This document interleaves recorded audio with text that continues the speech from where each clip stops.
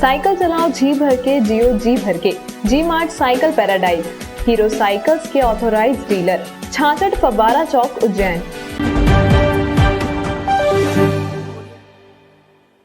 नमस्कार, जय श्री महाकाल। न्यूज मालवा के बुलेटिन में आप सभी दर्शकों का एक बार फिर स्वागत है। आइए नजर डालते हैं आज के कुछ खास बुलेटिन पर।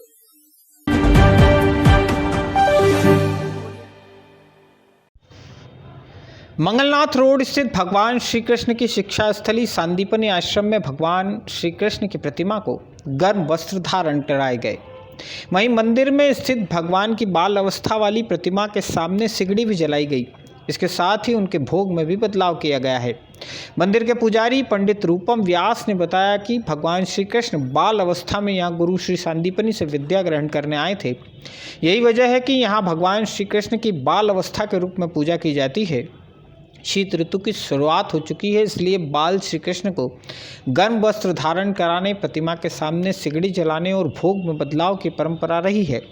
मंदिर में सुबह 11 बजे होने वाली आरती में भगवान को गर्म भोजन का भोग लगाया जाता है।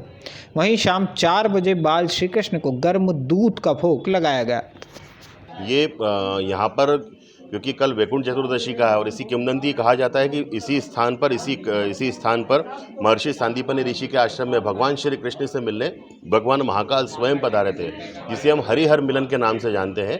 तो सांदीपनि वंश पुजारी परिवार के द्वारा उस खुशी के रूप में मनाते हम लोग कल 56 भोग का आयोजन है, जो प्रतिवर्षानुसार इस वर्ष कल लगेगा। कल दोपहर में 2 बजे से लेकर शाम को 7:30 बजे तक यहाँ पर 56 भोग अन्नकूट का महाभोग लगाया जाएगा और श्रद्धालुओं को प्रसादी वितरण किया जाएगा।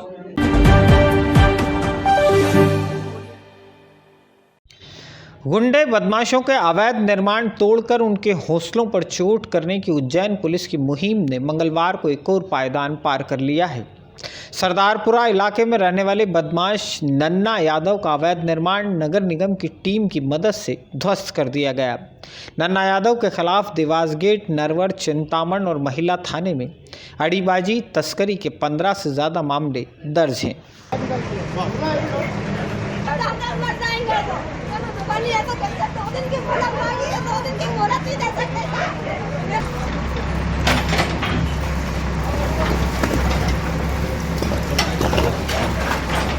माफिया अभियान के दौरान आज देवास गेट क्षेत्र के जो गुंडा बदमाश था नन्ना यादव, उसका मकान जो अवैध था उसको तोड़ा गया।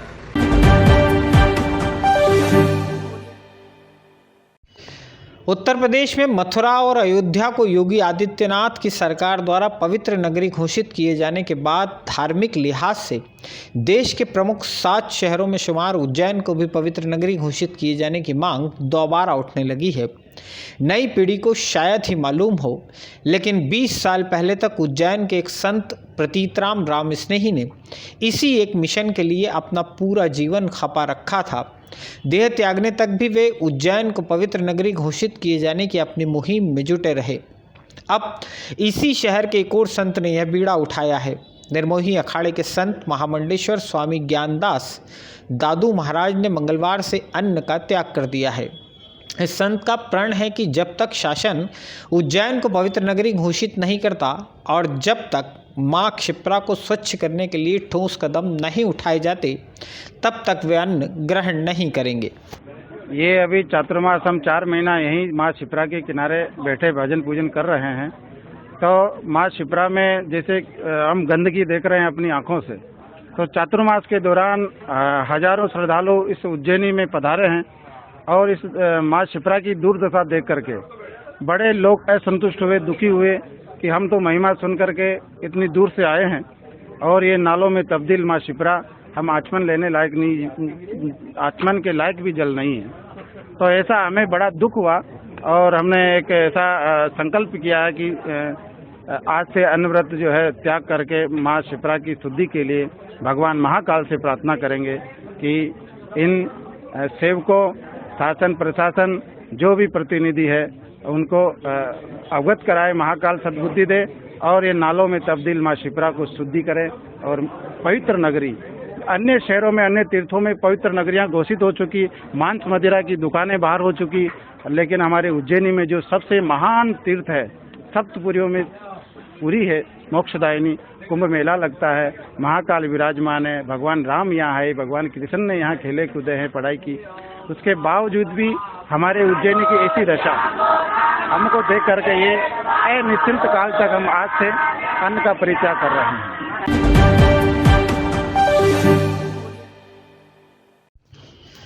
उज्जैन फतेहाबाद रेलवे ट्रैक पर सोमवार से यात्री ट्रेनों का परिचालन दोबारा शुरू हो गया है। 7 साल 9 महीने के बाद उज्जैन फतेहाबाद इंदौर रेलवे ट्रैक पर मेमो ट्रेन दौड़ाई गई। इसकी शुरुआत होते ही अब इसके परिचालन की टाइमिंग पर भी सवाल उठने लगे हैं। इंदौर और उज्जैन के बीच अधिकतम यात्री आवागमन सुबह और शाम के वक्त रहता है। उज्जैन से सुबह इंदौर जाने वाले नागरिकों के लिए पैसेंजर ट्रेन है, लेकिन शाम के वक्त इंदौर से उज्जैन वापस आने के लिए कोई पैसेंजर ट्रेन नहीं है।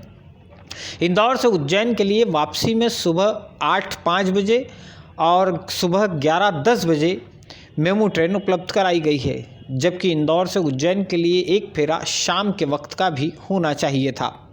नई मेमू ट्रेन के उज्जैन और इंदौर के बीच फिलहाल 2-2 फेरे तय किए गए हैं। सुबह 6:20 पर उज्जैन स्टेशन से मेमू रवाना होकर 6:54 बजे फतेहाबाद और उसके बाद सुबह 7:55 बजे इंदौर पहुंचेगी। सुबह 8:05 बजे इंदौर से फिर से रवाना होकर 8:58 पर फतेहाबाद और 9:40 बजे उज्जैन तक आएगी। शाम 4 बजे फिर से यह ट्रेन उज्जैन स्टेशन से रवाना होकर 4:35 बजे फतेहाबाद और 5:40 बजे इंदौर पहुंचेगी। इसी ट्रेन का एक रेक इंदौर से सुबह 11:10 बजे रवाना होकर के 12:03 बजे फतेहाबाद और दोपहर में 12:45 बजे उज्जैन पहुंचेगा। शाम के वक्त इंदौर से उज्जैन के लिए केवल मेल एक्सप्रेस गाड़ियां ही रहेंगी। दोपहर में 11:10 बजे इंदौर से चलने वाली मेमू का टाइम शाम को किया जा सकता था। इसके अलावा इंदौर उज्जैन के बीच रेलवे द्वारा 2 मेमू के रेक का इस्तेमाल 4 फेरों के लिए किया जा रहा है, जबकि ये काम एक ही रेक से हो सकता है। मिले हुए अतिरिक्त मेमू रेक को फतेहाबाद के रास्ते रतलाम के लिए चलाया जा सकता है। फिलहाल रतलाम के लिए उज्जैन से एक ही पैसेंजर ट्रेन है, वह भी नागदा होकर के। एक अतिरिक्त रेक का इस्तेमाल इंदौर, देवास, उज्जैन, फतेहाबाद, इंदौर सर्किल ट्रेन के रूप में भी किया जा सकता है। Fatehabad railway metre gauge track पर उज्जैन से महू तक के लिए पहले ट्रेनों का परिचालन हुआ करता था। अब महू का रेल संपर्क उज्जैन से पूरी तरह से कट गया है। नई ट्रेन को महू तक भी बढ़ाया जा सकता है।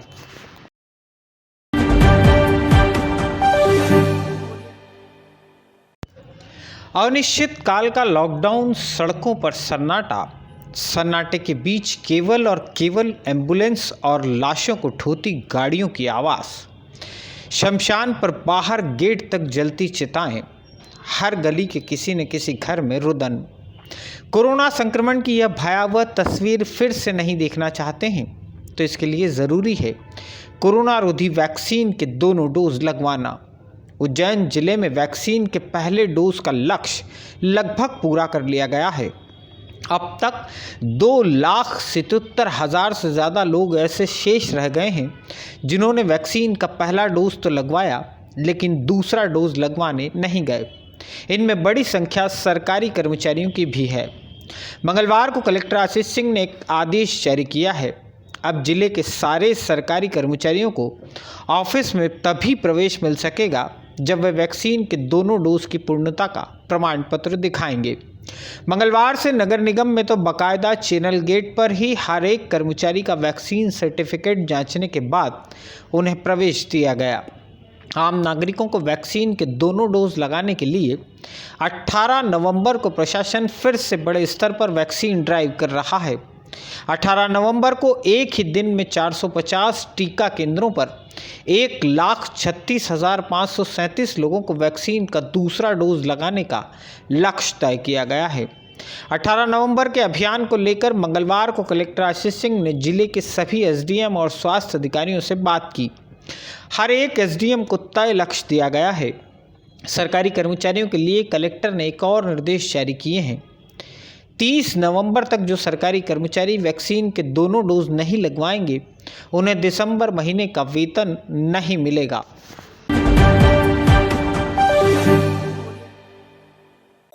आज के बुलेटिन से फिलहाल इतना ही। अगले अंक में फिर मुलाकात नए बुलेटिन के साथ, तब तक के लिए नमस्कार।